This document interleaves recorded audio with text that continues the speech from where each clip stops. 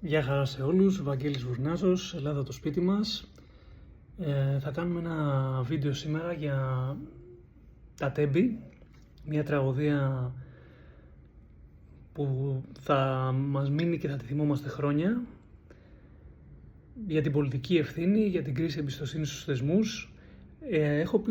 Είχα πει στο προηγούμενο βίντεο ότι δεν θέλω να μιλήσω για το θέμα των τεμπών, για την τραγωδία των τεμπών, αλλά είδα ένα βίντεο, είδα την εκπομπή του Σαχίνη, τις αντιθέσεις, στην οποία μίλησαν πολλοί άνθρωποι και πιστεύω ότι είναι καλό να υποθούν κάποια πράγματα. Η τραγωδία των τεμπών ξεκίνησε, το συμβάν συνέβη 28 Φεβρουαρίου του 2023, 11 το βράδυ, 11 και 20, όπου έχουμε δύο τρένα να συγκρούνται με τοπικά στην κοιλάδα των τεμπών, την αμαξοστοιχεία Intercity που ταξίδευε από Αθήνα προς Θεσσαλονίκη και στο τρένο κυρίως ήταν νέοι άνθρωποι, φοιτητές που επέστρεφαν στα σπίτια τους μετά από τριήμερο, όταν στην ίδια γραμμή από την αντίθετη κατεύθυνση βρέθηκε να κινείται ένα εμπορικό τρένο με καταστροφικές συνέπειες, 57 ανθρώπους να χάνουν τη ζωή τους, εκατοντάδες τραυματίες και μια αρχική εξήγηση που δόθηκε πολύ έτσι γρήγορα και απλοϊκά στην αρχή, ότι ήταν ανθρώπινο λάθος. Όμως όσο περνούσε ο χρόνος εμφανίστηκε και κατανοήσαμε όλοι ότι το πρόβλημα δεν ήταν ένα ανθρώπινο λάθος, ήταν ένα σύστημα και είναι ένα σύστημα το οποίο για χρόνια λειτουργούσε με σοβαρές αδυναμίες και εκεί προέκυψε και το ερώτημα του πώς φτάσαμε εδώ πέρα και τι συμβαίνει από εδώ και πέρα.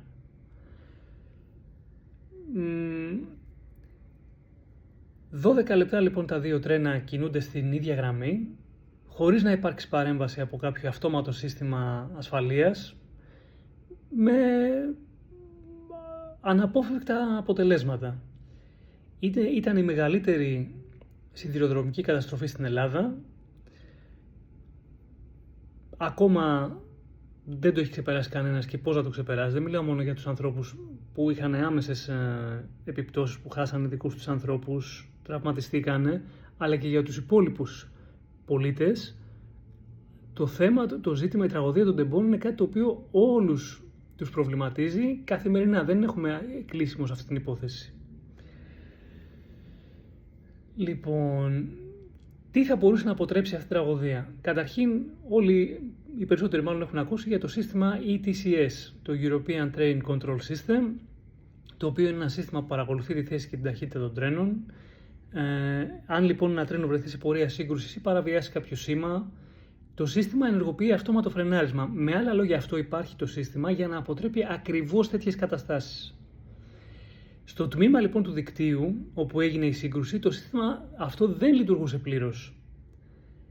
Οπότε η ασφάλεια της κυκλοφορίας βασιζόταν σε πολύ μεγάλο βαθμό, κυρίως ουσιαστικά στον ανθρώπινο παράγοντα, κάτι το οποίο από μόνο του είναι πρόβλημα. Η υποβάθμιση των σιδηροδρόμων, το ελληνικό δηλαδή σιδηροδρομικό σύστημα, για πολλά χρόνια βρισκόταν σε κατάσταση υποεπένδυσης και δεν εξυγχρονιζόταν.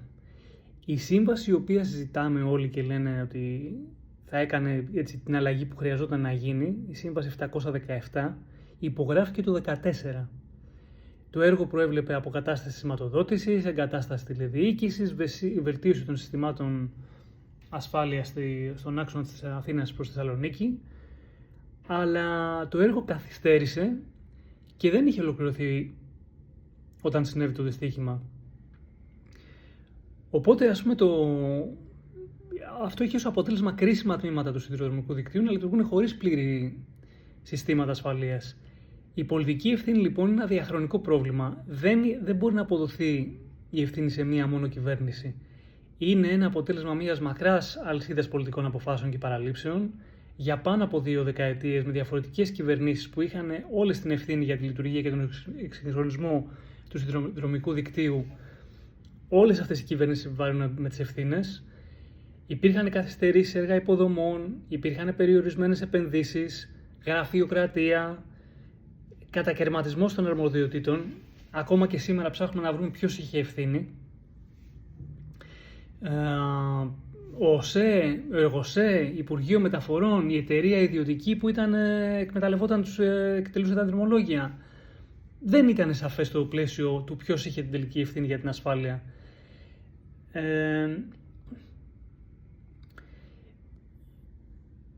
Υπήρχαν αντιδράσεις από τους εργαζόμενους.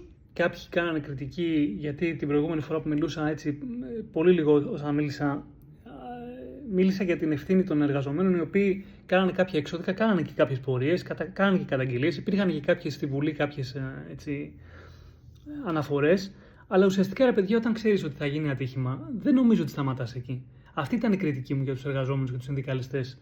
Δεν έκανα κριτική ότι δεν κάνανε απολύτως τίποτα. Κάνανε κάποια πράγματα, αλλά άμα ξέρεις ότι θα πεθάνει κόσμος, σταματάς εκεί. Αυτή ήταν η κριτική μου. Έτσι. Δεν λέω ότι φταίνει οι εργαζόμενοι για αυτό που έγινε. Δεν λέω αυτό. Η κριτική μου στο προηγούμενο βίντεο ήταν ότι ξέραν και οι πολιτικοί ξέραν τι γίνεται και δεν έκανε κανένας αυτό που έπρεπε να κάνουν, με αποτέλεσμα να σκοτωθεί κόσμος. Και το κράτος, ας πούμε, σαν κράτος, πρώτο του μέλημα είναι η προστασία της ζωής. Άμα δεν μπορείς να προστατεύσεις τη ζωή, τι σε έχουμε εκεί πέρα πάνω.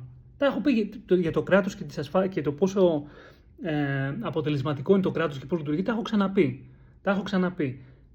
Με ενδιαφέρει όμως και ο πολίτης, έτσι όπως το βλέπω εγώ, να καταλαβαίνει και να κατανοεί και τη δική του ευθύνη. Όταν ξέρω εγώ ότι, ξέρεις κάτι, εδώ θα σκοτωθεί κόσμος, δεν νομίζω ότι θα αρκεστώ στο να κάνω καταγγελίες μόνο. Θα σας υπενθυμίσω την εποχή του κορονοϊού.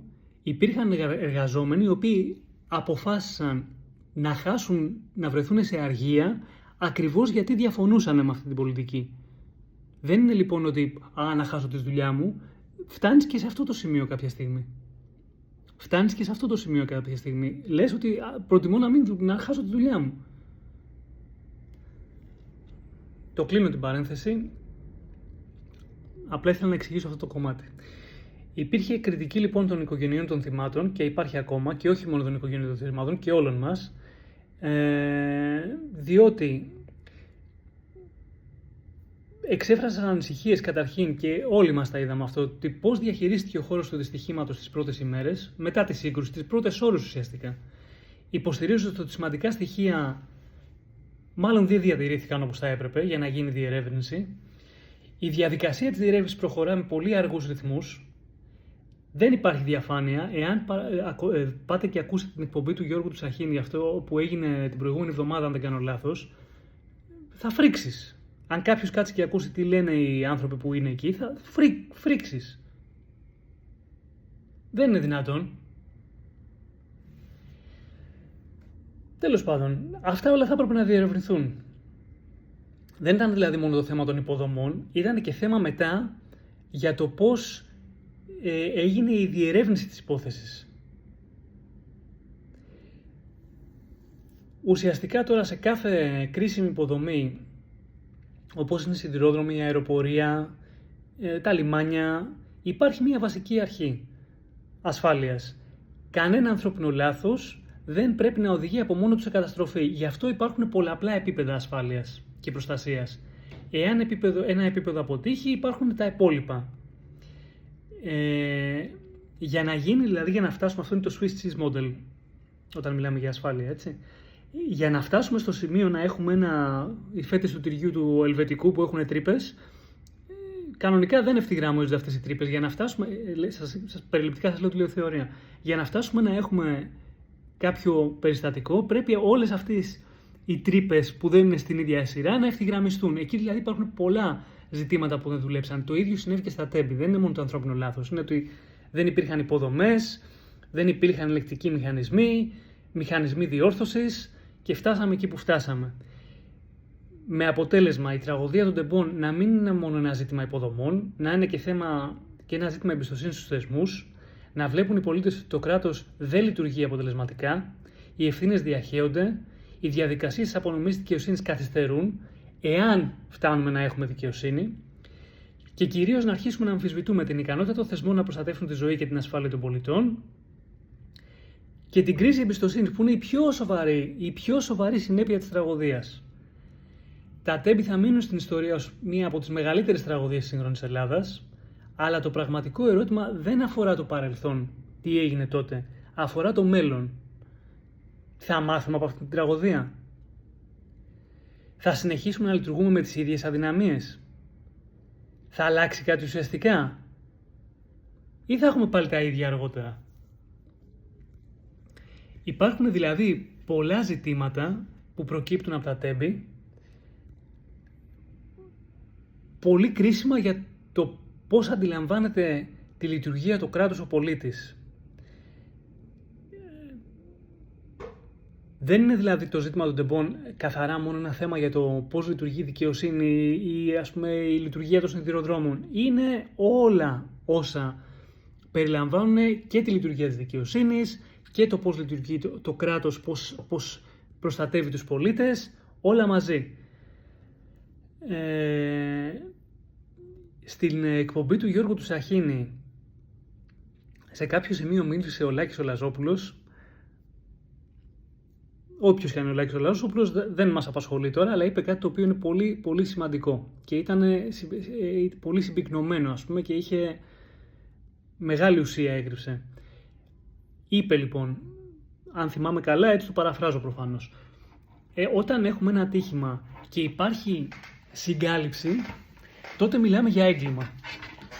Έτσι. Και δυστυχώς υπάρχουν πολλά ίχνη ότι έχουμε συγκάλυψη. Εάν δεν έχετε ακούσει την εκπομπή που έγινε την προηγούμενη εβδομάδα, αν δεν κάνω λάθος, είναι μια 3ωρη εκπομπή, αντιθέσεις νομίζω ναι. Να την ακούσετε. Τα στοιχεία που προβάλλουν και η ανάλυση των γεγονότων και η περιγραφή του πώς αντιμετωπίστηκαν οι άνθρωποι, οι οποίοι είναι επιστήμονες, δεν είναι τυχαίοι και δεν φαίνονται να είναι άνθρωποι που δεν ξέρουν γιατί μιλάνε, είναι τραγικό. Είναι τραγικό να κάτσεις να παρακολουθείς δηλαδή τι λένε οι άνθρωποι και να συζητάμε τώρα ακόμα τι έχει συμβεί και γιατί έχει συμβεί και να βγαίνουν άνθρωποι που έχουν χάσει τα παιδιά τους και να λένε, ας πούμε, θέλουμε δικαιοσύνη. Δηλαδή, σκεφτείτε να μην μιλάγαμε τώρα για την Ελλάδα και να μιλάγαμε για μια άλλη χώρα και να το βλέπαμε αυτό σαν τρίτη. Έτσι. Αποτυχία ενός ολόκληρου συστήματος ασφάλειας, αποτυχία του κράτους, αποτυχία των θεσμών, αποτυχία και δική μας, των πολιτών. Δεν θέλω να πω περισσότερα, δεν θέλω να κάνω κριτική σε οτιδήποτε άλλο.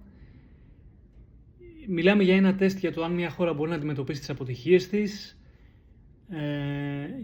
γιατί σε κάθε δημοκρατία μπορεί να συμβεί ένα λάθος. Πρέπει να υπάρχει λογοδοσία. Όταν συμβαίνει ένα λάθος το οποίο σκοτώνει, πρέπει να υπάρχει λογοδοσία. Όταν το σύστημα προστατεύει τον εαυτό του, πρέπει να υπάρχει λογοδοσία. Όταν οι πολίτες αρχίζουν και πιστεύουν ότι το σύστημα προστατεύει τον εαυτό του και η εμπιστοσύνη καταρρέει, πρέπει να υπάρχει δικαιοσύνη άμεση. Δεν μπορεί καμία δημοκρατία να σταθεί αλλιώς.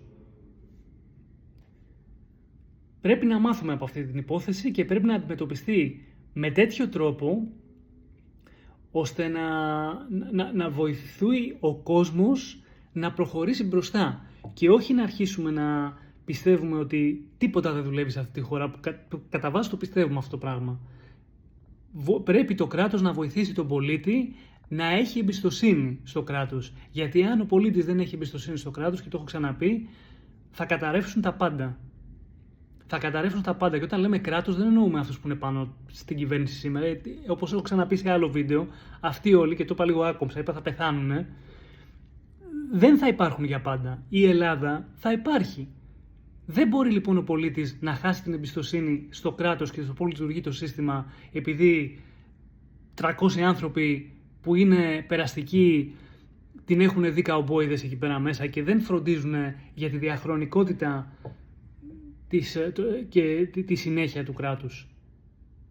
και την εμπιστοσύνη που πρέπει να έχει ο πολίτης.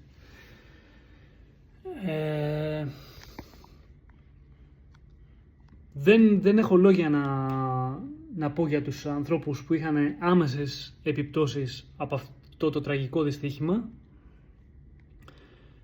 Ελπίζω να μην ξανά έχουμε ποτέ παρόμοια κατάσταση. Ελπίζω να μάθουμε.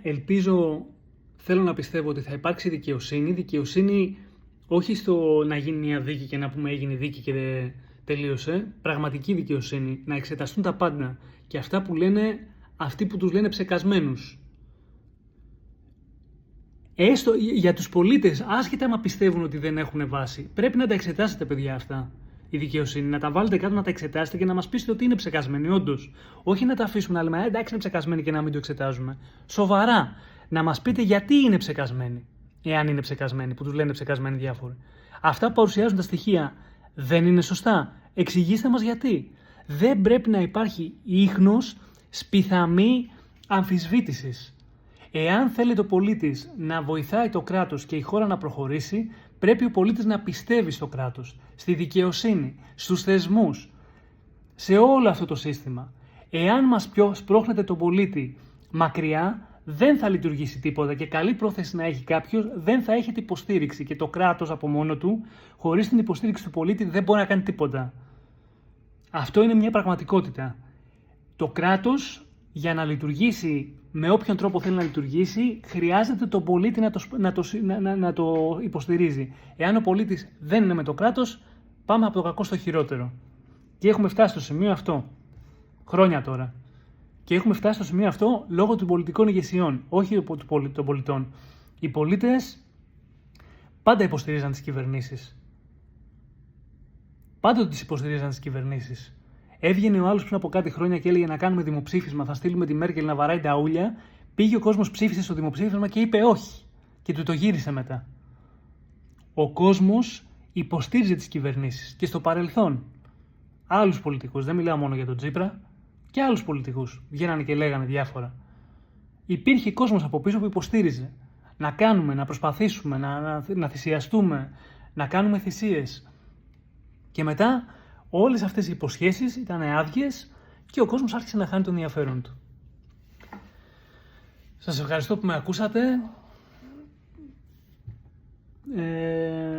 Ελπίζω να έχουμε καλύτερα θέματα να συζητάμε. Δυστυχώς τα πράγματα πάνε από το κακό στο χειρότερο. Όσον αφορά, ας πούμε, το τι γίνεται στον κόσμο αυτή τη στιγμή, βλέπουμε τι γίνεται στο Ιράν, βλέπουμε τις αντιδράσεις του κόσμου. Θέλω να ξαναγυρίσω κάποια στιγμή σε αυτό το θέμα, ίσως να το κάνουμε αργότερα. Το μόνο που θέλω να πω, κλείνοντας αυτό το βίντεο, για την υπόθεση με το Ιράν, πραγματικά και ακόμα δεν ξέρω πόσο θα τραβήξει αυτή η ιστορία, πού πάει, γιατί ακριβώς όπως είπα και στο προηγούμενο βίντεο, δεν γνωρίζω τις δυνατότητες που έχει το Ιράν, που του έχουν απομείνει. Εάν το Ιράν έχει δυνατότητες να κάνει πλήγματα, αυτή η ιστορία κανείς δεν ξέρει πού θα καταλήξει. Εάν το Ιράν δεν έχει δυνατότητες να κάνει πλήγματα, θα υπάρξει μια αλλαγή ηγεσίας. Ελπίζω να τους αφήσουν τους ανθρώπους να κάνουν τις ζωές τους εκεί και να κανονίσουν τη χώρα τους. Σίγουρα το καθεστώς των Μουλάδων ήταν ένα καθεστώς απάνθρωπο. Υπάρχουν μαρτυρίες και Ελλήνων και Ιρανών που ζουν στην Ελλάδα. Δεν ανάγκη να ακούτε την προπαγάνδα εντός εισαγωγικών των καναλιών και δεν ξέρω εγώ και των Αμερικάνων και των Ισραηλινών. Δείτε τους Έλληνες που ζουν, τους Ιρανούς που ζουν στην Ελλάδα τι λένε και αποφασίστε αν είναι προπαγάνδα. Αλλά οι συνέπειες αυτού του πολέμου, ο οποίος, για να είμαστε ειλικρινείς, δεν έγινε για τα δικαιώματα των Ιρανών, εντάξει, δεν το συζητάμε αυτό. Πώς το λένε, κόπτεται κανένας από αυτούς που παίρνουν τέτοιου είδους αποφάσεις για αυτά τα πράγματα. Υπάρχουν άλλα συμφέροντα από πίσω, σύμφωνοι. Αλλά όμως από αυτή τη διαδικασία προκύπτουν και κάποια θετικά, ας πούμε. Έτσι. Ας ελπίσουμε για το καλύτερο. Ευχαριστώ πάρα πολύ που με ακούσατε. Είστε επανειδήν και καλή συνέχεια σε όλους.